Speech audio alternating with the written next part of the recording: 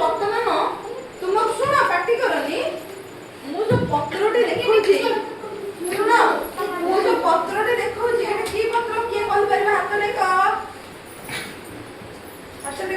କିଏ କହିପାରିବ ଏଟା କି ପତ୍ର ଏଠି ଦେଖ ବୁଲେ ଏଟା କି ପତ୍ର ବେଲ ପତ୍ର ହେଲା କି ପତ୍ର ବେଲ ପତ୍ର ଏଟା କି ପତ୍ର ବେଲ ପତ୍ର ଆମେ କୁଆଡେ ନେଇକି ଯାଉଛେ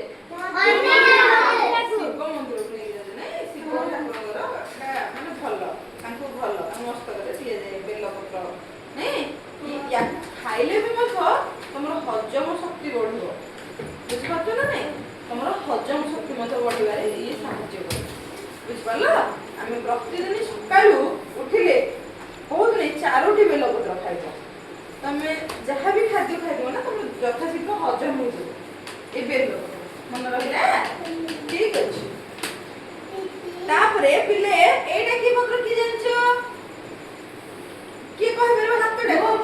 ସିଏ କହିବ କହିଲୁ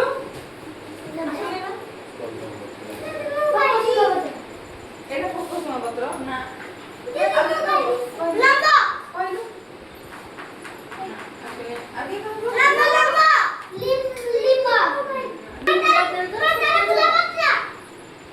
ତମ ସ୍କୁଲରେ ଅଛି କି ପତ୍ର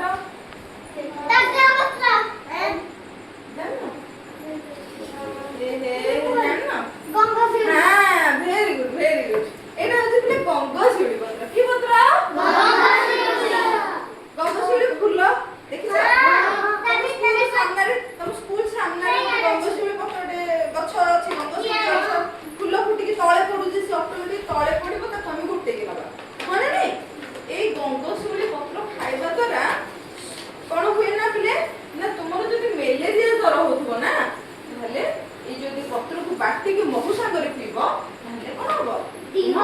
ଶରୀର ସୁସ୍ଥ ରହିବ ତୁମର ଜ୍ୱର ଯଥାଶୀଘ୍ର ଭଲ ହେଇଯିବ ଓକେ ବୁଝିପାରିଲ ତ ଠିକ ଅଛି ପିଲେ ଏଇଟା ଗୋଟେ ପତ୍ର ଦେଖିବ ଏଇଟା କି ପତ୍ର ଏଇଟା ଆମ୍ବ ପତ୍ର ନୁହଁ ନା ଏଇଟା ଶୁଣ ପିଲେ ଅଶୋକ ପତ୍ର କେହି ଜାଣିନ ତ ଏଇଟା ଅଶୋକ ପତ୍ର ଅଶୋକ ଫୁଲ ଦେଖିଛ କେମିତିଆ ନାଲିଆ ଫୁଲ ଏଟା ଫୁଲ ଫୁଟେ ଏଇ ଯୋଉ ପତ୍ରଟା ନୁହଁ ପିଲେ ତୁମେ ଯଦି ଝାଡା ହେଉଥିବ ତାକୁ ଯଦି ତା ଫୁଲଟାକୁ ବାଟିକି ଯଦି ତମେ ଇଏ କରିବ ପିଇବ ତାହେଲେ ମୁଁ ଝାଡା ଭଲ ହେଇଯିବ ତାହେଲେ ଜାଣିପାରିଲ ଗୋଟେ ପତ୍ର ବିଷୟରେ ଆମେ ଜାଣିଲେ ହେଲା ଏ ପତ୍ର ଗୁଡ଼ିକର ଔଷଧ ଗୁଣ ମନେ ରଖିବ ହେଲା ଓକେ